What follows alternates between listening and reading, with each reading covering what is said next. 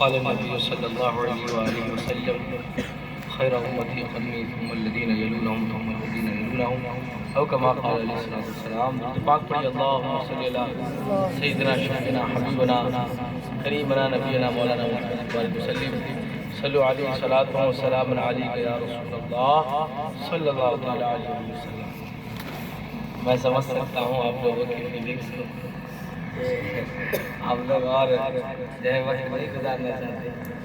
آپ کو بھی بھوک لگی ہوگی اور کیونکہ جمعرات کا دن ہے تو جلد از جلد فارغ ہونا بھی چاہتے ہیں اور مجھے بھی بھوک لگی ہے. تو انشاءاللہ جلد از جلد محفل کو اختتام کی طرف لے کے جائیں گے. بس جتنی دیر بیٹھیں گے انشاءاللہ توجہ کے ساتھ بیٹھیں گے اور جو ہے عمل کی نیت سے بیٹھیں گے, علم حاصل کرنے کی نیت سے بیٹھیں گے انشاءاللہ. اعلیٰ حضرت فرماتے ہیں وہ جو نہ تھے کچھ نہ تھا, وہ جو نہ تھے کچھ نہ تھا, اور وہ جو نہ ہو تو کچھ نہ ہو. جان ہے وہ جہان کی, آگے کیا ہے؟ جان ہے تو جہان, جان ہے تو جہان ہے, جان ہے تو پھر کیا فرمایا کہ جان ہے عشق مصطفیٰ, جان ہے عشق مصطفیٰ, روزے وضو کرے خدا, اور جس کو ہو درد کا مزہ نازے دوا اٹھائے کیوں, جس کو ہو درد کا مزہ نازے دوا اٹھائے کیوں. اور درد کون سا؟ تو کاغر کرو فدا کا فضد ہر کا, یک شولہ دیگر برزن عشقا, مرا تن من دن سب پھونک دیا. یا رسول اللہ یہ جان بچی ہے اس کو بھی جلائے. یا رسول اللہ یہ جان بچی ہے اس کو بھی جلائے. کیا کہا جلنے کے بعد؟ کہ عشق تیرے صدقے جلنے سے جھوٹے سستے, ہے عشق تیرے صدقے جلنے سے جھوٹے سستے. وہ آگ لگائی ہے جو آگ بجھا دے, وہ آگ لگائی ہے وہ آگ. بابو کو تھوڑا اٹھا دو, لگتا ہے گھر کا یاد آ گیا. بابو تھک گئے ہوں گے, ہم کو تھک جاتے تھے مدرسہ میں. ہم لوگ ابھی تھا. میں تو کہتا ہوں کہ قاری صاحب مجھے مدرسہ میں طالب علم ہی رکھ لے تاکہ یہ سب ٹینشن سے دنیا کے جھمیلے سے تو فارغ ہو جائے. بھائی یہ کھانا کمانا, پیسہ جمانا, یہ کرنا وہ کرنا, یہ جھمیلا وہ جھمیلا, سب سے اچھا صبح اٹھو, سلام پڑھو, درسگاہ میں جاؤ, 2 لاٹھی کھائیں گے. بھائی سبق یاد نہیں ہوا تو تھوڑا دیر مرغائی بنیں گے, دوپہر کو پھر کھانا بھر پیٹ ملے گا, کھاؤ پھر سو جاؤ, پھر اٹھو پڑھو, اور کچھ ہے نہیں. ایک تو نیند سے اٹھے تو عبادت کتاب, اور سوئے تو گھر کی یاد, اور کچھ نہیں. تیسرا کوئی ٹینشن ہی نہیں. زیادہ سے زیادہ کیا ہوا, استاد ماریں گے, بعد میں پیار بھی وہی کریں گے, مارتے بھی. اس دن میں نے آپ سے کہا تھا نا ہمارے استاد صاحب کو, واقعہ مولانا یعقوب صاحب کا, تو وہ بیچارے مارتے تو بہت تھے لیکن اکیلے میں تنہائی میں دعا بھی کرتے تھے, اللہ میرا یہ شاگرد کمزور ہے, اس کے قوت حافظہ کو تو مضبوط کر دے, اس کو نیک بنا دے. تو استاد جو مارتا ہے تو وہ دعا بھی کرتا ہے بندے کے لیے, اپنے شاگردوں کے لیے. وہ علامہ اقبال کا شعر ہے نا, ہیچ چیزیں خود بخود چیزیں نہ شد, ہیچ آئے خنجریں تیغیں نہ شد, ہیچ حلوائے نہ شد استازکار, تا غلام شکر ریزیں نہ شد, مولوی ہرگز نہ شد مولائے روم, تا غلام شمس تبریزیں نہ شد. کہ کوئی چیز خود بخود چیز نہیں بنتی. کبھی ایسا ہوا ہے کہ لوہا کو زمین میں 10 سال گاڑ دو اور 10 سال کے بعد نکالو تو وہ تلوار خنجر ایک دم کٹاری بن کے نکلا, ایسا کبھی ہوا ہے؟ کبھی نہیں ہوا. اس کو جب تک لوہے کی مار نہ پڑے, آگ میں جلایا نہ جائے, تب تک وہ تلوار نہیں بن سکتی. اور لڈو مٹھائی جب تک چاشنی میں ڈبوئی نہ جائے, اور چاشنی تب تک شکر تب تک چاشنی نہیں بن سکتی جب تک اس کو جلا کے اس کی اصلیت کو مٹا کے اس کو لیکوئڈ میں تبدیل نہ کر دیا جائے.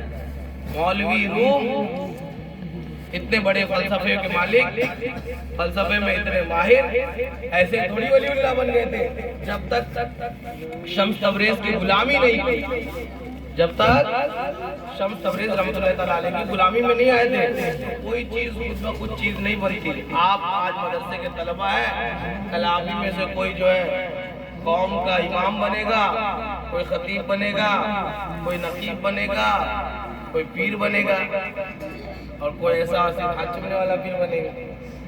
ارے ایسا تو کوئی نہیں ہے نا بھائی. دین کی خدمت کرنے والے بنیں گے. بولے انشاءاللہ. انشاءاللہ. دیکھیے آپ کے سامنے کیا بولنا, آپ کے سامنے تو میں خود طالب علم ہوں. یہاں سے بولنے میں کچھ مسٹیک ہو, وہاں سے لقمہ آئے گا, وہاں سے لقمہ آئے گا. میری حیثیت پیچھے مفتی صاحب بھی بیٹھے ہیں, تو آپ لوگوں کو میں کیا سناؤں, میری کیا حیثیت. لیکن بات یہ ہے کہ ہم نے جو مدرسے میں وقت گزارا, یا ہم جو مدرسے میں وقت گزاریں گے یا گزار رہے ہیں, وہ امانت ہے. کیا ہے؟ امانت ہے. قوم کی امانت ہے. قوم کی امانت ہے. کل قیامت کے دن قوم کے لوگ اگر پوچھ لے کہ میرے مدرسے, ہمارے گاؤں میں مدرسہ تھا مفتی صاحب کا, تم لوگ پڑھتے تھے, کیا کیا؟ یا مفتی صاحب نے پکڑ لیا تھا, بیٹا کھا پی رہا تھا, سو رہا تھا, خوب کھیل رہا تھا. ہمارے جو ہے اسٹاف محنت کرتے تھے, کمیٹی کے لوگ چندہ کر کے لاتے تھے, تمہارے کھانے پینے کا انتظام کرتے تھے, رہنے کا انتظام کرتے تھے, لائٹ کا انتظام کرتے تھے, پنکھے کا انتظام کرتے تھے, اس کا تم نے کیا صلہ دیا؟ نہیں, ہاں قاری صاحب ہم تو پڑھ کے نکلے تھے, اس کے بعد جو ہے ٹیلر کا دکان کھول لیے. ہم تو پڑھ کے نکلے تھے, شادی بیاہ کر لیے, اس کے بعد جا کے جو ہے دلی میں سلائی کا مشین چلا رہے تھے. یہ جو ہے اس کا بدلہ نہیں ہے. کوئی حافظ بنے, عالم بنے, قاری بنے, مفتی بنے, محدث بنے, کچھ بنے, لیکن اس کے بعد اگر وہ تجارت بھی کرے یا کچھ کرے وہ, اس کا سب سے پہلا فریضہ یہ ہے کہ وہ دین کی تبلیغ کو اپنا وقت, دین کی تبلیغ کو اپنا وقت دے, دین کی خدمت کے لیے اپنا وقت دے. ایک تو یہ ہے کہ بندہ ڈیوٹی پہ رہ کے دین کی خدمت کرتا ہے. آپ یہاں توجہ ہے نا, سمجھ رہے ہو تو بولو, نہیں سمجھ رہے ہو تو زبردستی کا جھوٹ پہ کہاں کر کے فائدہ نہیں ہے. یہ ہم کو پتا ہے, آپ کو ہر جمعرات کو کوئی نہ کوئی آپ ہی لوگ میں سے سناتا ہی ہے, تو سمجھ رہے ہو بات کو تو ٹھیک ہے, نہیں تو زبردستی سن کے فائدہ نہیں ہے. اب کوئی اگر تنخواہ پہ امام ہے اور وہ اتنی ڈیوٹی کر رہا ہے جتنی اس کی پگار ہے, اس نے تو پگار کا حق ادا کیا بھائی. مدرسے کے نمک کا حق کون ادا کرے گا؟ اور میں یہ بات آپ سے اس لیے کہہ رہا ہوں کہ ایک کالج میں پڑھنے والے سے کبھی امید نہیں ہے کہ وہ دین کی جو ہے سربلندی کی فکر کرے گا, پرچم اسلام کو اونچائی میں لانے کی فکر کرے گا. یہ وہی کر سکتا ہے جو مہمان رسول بنی کر چکا ہو, جو رسول کا مہمان بن چکا ہو. یہ نعمت, اللہ کے گھر کا مہمان, اللہ اس کے رسول کے گھر کا مہمان بننا یہ بہت بڑی نعمت ہے. اور ہم لوگ کیا ہو جاتے ہیں اس میں, ایک چیز یہ ہو جاتی ہے کہ ہم جب گھر جاتے ہیں تو دیکھتے ہیں کہ کچھ دوست احباب ہمارے ایسے جو کھیل رہے, کود رہے, کوئی ٹینشن نہیں, صبح 9 بجے اٹھ رہے, ناشتہ بھی مل رہا ہے بھرپور, تو ہمارا دل مایوس ہو جاتا ہے. ہمارا دل مایوس ہو جاتا ہے. نہیں پڑھوں, ہاں مرچے کھا لیا, نہیں پڑھوں میں مدرسہ, امی نہیں جا مدرسہ. ارے یہ تو وقتی چیز ہے. ایک بزرگ تھے, وہ ایک بادشاہ کے پاس گئے, دربار میں, اور کہا السلام علیکم یا زاہد. بولے وعلیکم السلام, لیکن کیونکہ وہ جو بزرگ تھے تو بادشاہ بولا حضرت آپ ہم کو زاہد کہہ رہے ہیں, زاہد تو آپ ہیں. بولتا نہیں, سب سے بڑے زاہد تو آپ ہیں. اور جو بادشاہ تھا وہ کہنے لگا کیسے؟ کہا حضرت نے کہ زاہد اس کو کہا جاتا ہے جو بڑی چیز کو چھوڑ کے چھوٹی پہ گزارا کرے, یعنی 10 لاکھ روپیہ صدقہ کر دے اور 50,000 سے گزارا کرے.